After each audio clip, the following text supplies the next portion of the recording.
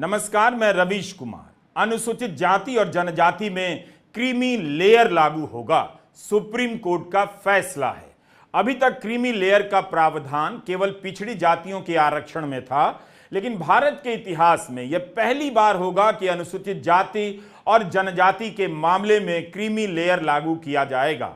इसे लेकर सवाल उठ रहे हैं कि क्या कोर्ट के सामने क्रीमी लेयर का प्रश्न था? क्या सरकार अनुसूचित जाति और जनजाति के भीतर क्रीमी लेयर की बात को स्वीकार करेगी या कानून बनाकर कोर्ट के फैसले को पलट देगी?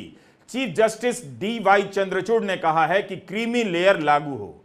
Justice B R. गवई ने कहा है कि क्रीमी लेयर का सिद्धांत सही कानूनी नजरिया है और यह SC/ST पर भी लागू होता है। आज का फैसला अनुसूचित जाति और जनजाति के आरक्षण में अलग अलग वर्गीकरण का आदेश देता है। जिस तरह से OBC आरक्षण के भीतर अति पिछड़ा वर्ग को आरक्षण दिया जाता है, यह फैसला वर्गीकरण के साथ साथ यह भी स्वीकार करता है कि अनुसूचित जाति के भीतर भी एक जाति दूसरी जाति के साथ भेदभाव करती है और छुआछूत का बर्ताव भी। इन्हें समान रूप से देखना ठीक नहीं।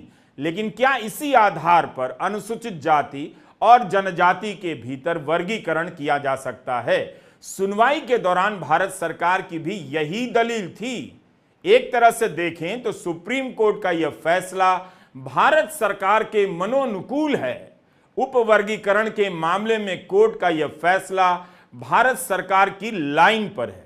इसलिए इस बात की संभावना कम है कि भारत सरकार इस फैसले के खिलाफ संसद में कोई कानून बनाएगी। जिस तरह से SC/ST एट्रोसिटी एक्ट के मामले में सुप्रीम कोर्ट के फैसले के खिलाफ केंद्र सरकार ने संसद में कानून बना दिया था। उपवर्गीकरण के मामले को लेकर भी खूब बहस हो रही है। फैसला आज ही आया है तो दावा नहीं कर सकता कि सारे पहलुओं को बिजली की गति से समझकर वीडियो बना रहा हूं। आने वाले दिनों में इसकी व्याख्या जैसे जैसे विकसित होगी, रूप लेती जाएगी, हम वीडियो लेकर हाजिर होते रहेंगे। लेकिन आज हम फैसले और इसके बैकग्राउंड की बुनियादी बात करेंगे और कुछ प्रतिक्रियाओं को भी शामिल करेंगे। Chief justice D.Y.. चंद्रचूड़ की संवैधानिक पीठ का यह फैसला 1 अगस्त को आया है। कहता है कि अनुसूचित जाति जनजाति आरक्षण में जातियों का उपवर्गीकरण किया जा सकेगा। राज्य सरकारें अपने स्तर पर जातियों की सूची बना सकेंगी।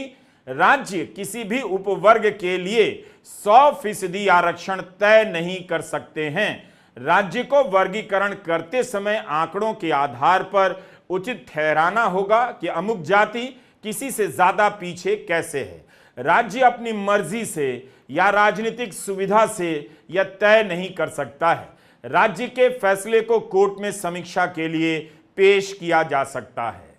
Justice B R. गवई ने अपने सहमत निर्णय में कहा है कि अधिक पिछड़े समुदायों को तरजीह देना राज्य का कर्तव्य है। SC/ST की श्रेणी में कुछ वर्ग ही आरक्षण के बड़े हिस्से का लाभ उठा रहे हैं। जमीनी हकीकत से इनकार नहीं किया जा सकता और SC/ST के भीतर ऐसी श्रेणियां हैं जिन्हें सदियों से अधिक उत्पीड़न का सामना करना पड़ा। इस तरह का डेटा कहां से आएगा कि अनुसूचित जाति और जनजाति के वर्ग में कुछ जातियां 2-3 जातियों से पीछे हैं? जाहिर है इसके लिए जाति की जनगणना करानी पड़ेगी और जनगणना भी। आपको याद रहना चाहिए कि मोदी सरकार ने भारत की जनगणना नहीं कराई है, जो 2021 में हो जानी चाहिए थी। तब तो कोविड था, लेकिन इस दौरान कितने चुनाव हो गए। कोविड के बीच भी चुनाव हुए, लेकिन जनगणना रुक गई। वर्गीकरण के सवाल पर भारत सरकार ने अपनी तरफ से कोर्ट के सामने यही कहा है कि SC/ST कोटा के भीतर उपवर्गीकरण होना चाहिए। Attorney general R. वेंकट रमणी ने कहा कि अनुच्छेद 14 से 16 और अनुच्छेद 341 से 342 अलग अलग दायरों में काम करते हैं। अनुच्छेद 341 में शामिल होना अपने आप में समरूपता का प्रमाण नहीं माना जा सकता। सॉलिसिटर जनरल तुषार मेहता ने कहा, समानता कोई गतिहीन अवधारणा नहीं है। यह अवधारणा इस न्यायालय के ही चंपकम दोराईजन से लेकर इंदिरा साहनी जैसे मामलों में लिए गए निर्णय से आकार लेती रही है। उपवर्गीकरण ऐसा मुद्दा है जो सकारात्मक हस्तक्षेप की प्रणाली को तर्क संगत बनाता है। इस फैसले का राजनीतिक असर तत्काल और दूरगामी होगा। इस फैसले में कई राय ऐसी है जिसे सामाजिक और राजनीतिक स्तर पर स्वीकार करना मुश्किल हो सकता है। राजनीतिक दलों के लिए उन बिंदुओं पर सहमति हासिल करना या उनका पक्ष लेना आसान नहीं होगा। लाइव लॉ में शहादत ने अपनी रिपोर्ट में लिखा है, जस्टिस पंकज मित्तल ने कहा कि आरक्षण एक पीढ़ी तक सीमित होना चाहिए। यदि पहली पीढ़ी आरक्षण के माध्यम से उच्च स्थिति तक पहुंच गई है तो दूसरी पीढ़ी को इसका हकदार नहीं होना चाहिए।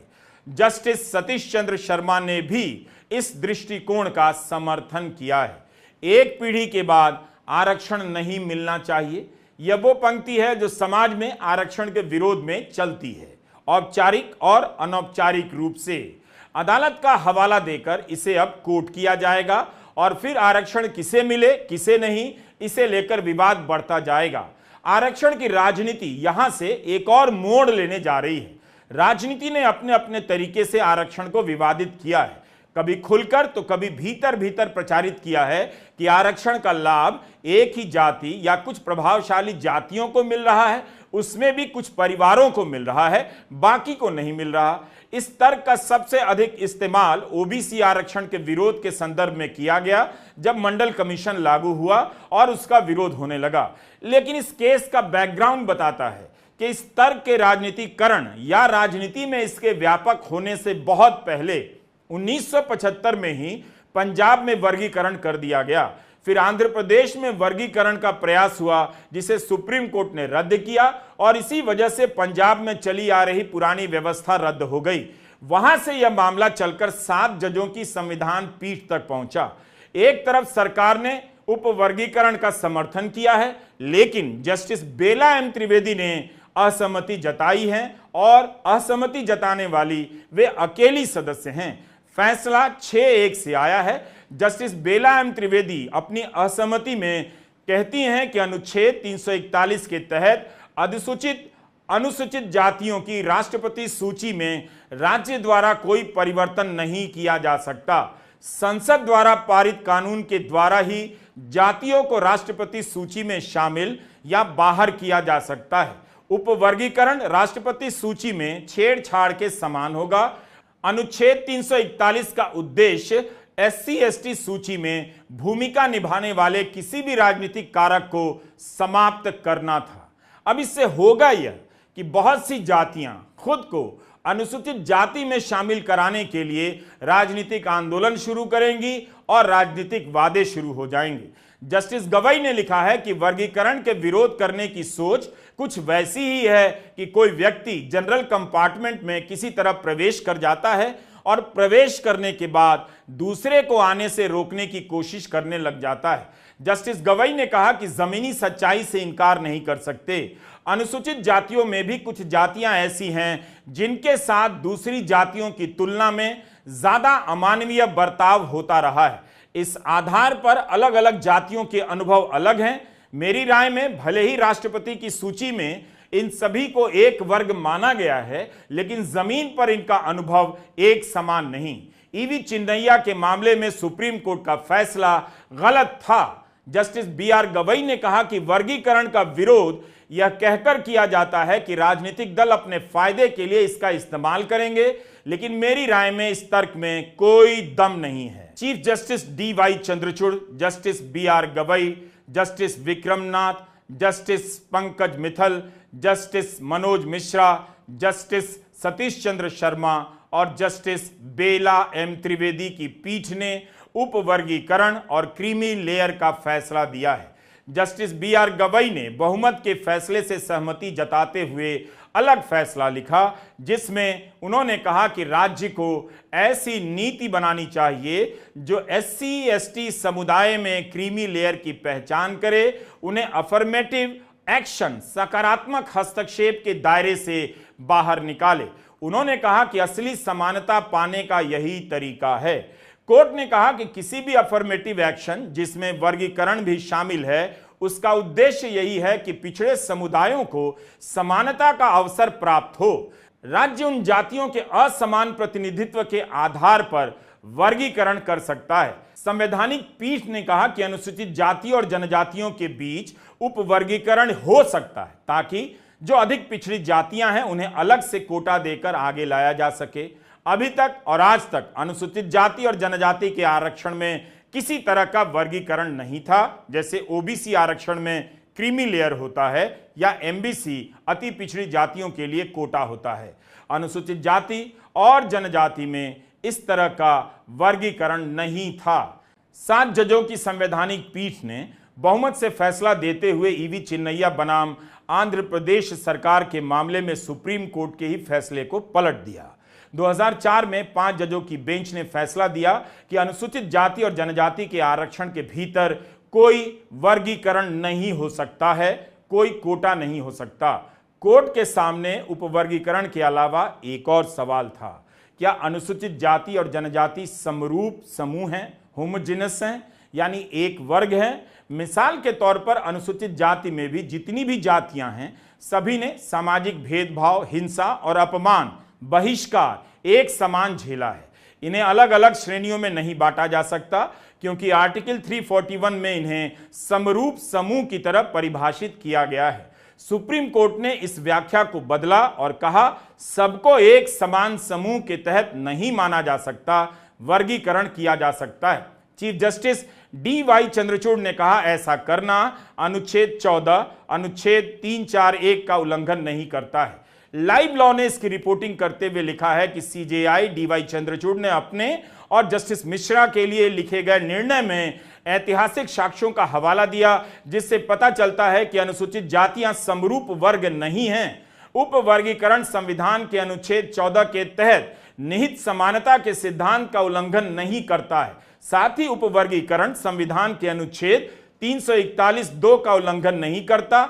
अनुच्छेद 15 और 16 में ऐसा कुछ भी नहीं जो राज्य को किसी जाति को उपवर्गीकृत करने से रोकता है। एक ऐतिहासिक महत्व के फैसले को एक साथ कई भाषाओं में आना चाहिए था, लेकिन यह फैसला अभी अंग्रेजी में है, इसलिए अनुवाद में काफी समय लग जाता है। मुमकिन है समझने में भी चूक हो जाए। 8 फरवरी को ही सुनवाई पूरी होने के बाद फैसला सुरक्षित रखा गया। जाहिर है 5 महीनों में अनुवाद की भी व्यवस्था हो सकती थी। ऐतिहासिक साक्ष्यों को लेकर चीफ जस्टिस ने अपने फैसले में विस्तार से लिखा है। 1917 में सर हेनरी शार्प की बनाई डिप्रेस्ड क्लास, शोषित वर्ग की सूची के समय क्या मानदंड अपनाए गए इसके बारे में बताते हैं। इसका उदाहरण वो देते हैं क्यों दलित समाज के भीतर की सभी जातियों में एक समानता नहीं है और उनके भीतर भी आपस में भेदभाव होता है। हमने शब्दशः अनुवाद कहीं भी नहीं किया है, भावानुवाद किया है। Chief justice D.Y.. चंद्रचूड़ अपने फैसले में 1916 में इंडियन लेजिस्लेटिव असेंबली की एक चर्चा का हवाला देते हैं। चर्चा हो रही थी कि शोषित वर्ग में किसे शामिल किया जाए। इस दौरान सुझाव दिया गया कि इसमें घुमंतू कबीलों और आपराधिक घोषित कर दिए गए कबीलों को शामिल करना चाहिए। सर हेनरी शार्प ने अपनी सूची में शोषित वर्ग के अलावा क्रिमिनल ट्राइब्स और पहाड़ों पर रहने वाली जनजातियों को शामिल किया। शार्प ने कहा कि ये जातियां सामाजिक और शैक्षणिक रूप से पिछड़ी हैं, लेकिन जाति के दंश से बची नहीं हैं। इनमें कुछ मुस्लिम जातियां भी हैं, यानी इन लोगों ने भी जातिगत अपमान झेला है, छुआछूत का सामना किया है। इस उदाहरण के साथ कोर्ट यह भी स्वीकार कर रहा है, हमारा सवाल भी है कि कुछ मुस्लिम जातियों ने भी छुआछूत या जाति के दंश का सामना किया। फैसले में इस उदाहरण की व्याख्या आने वाले समय में मुस्लिम आरक्षण के संदर्भ में भी की जाएगी। यह उदाहरण इस बात को स्वीकार कर रहा है कि कुछ मुस्लिम जातियों ने भी छुआछूत का सामना किया, क्योंकि इसी उदाहरण से सुप्रीम कोर्ट बता रहा है कि अनुसूचित जाति और जनजाति ने केवल बाहरी भेदभाव और छुआछूत का दंश नहीं झेला, बल्कि इनके भीतर आंतरिक स्तर पर भी एक दूसरे के साथ छुआछूत का संबंध रहा है। Chief justice D.Y.. चंद्रचूड़ एक और कमेटी का उदाहरण देते हैं जिसने छुआछूत को पैमाना बनाया, मतलब इसी के आधार पर देखा गया कि कोई अनुसूचित जाति है या नहीं, शोषित वर्ग है या नहीं। वे 1932 की एक समिति का हवाला देते हैं जिसका नाम था द इंडियन फ्रेंचाइजी कमेटी। यह कमेटी मानती है कि एक ऐसा वर्ग है जिसके छू देने से कोई चीज अपवित्र मान ली जाती है, वह शोषित वर्ग है, डिप्रेस्ड क्लास है। इसमें आदिवासी और उन हिंदुओं को शामिल नहीं किया जा सकता जो अछूत नहीं माने जा सकते।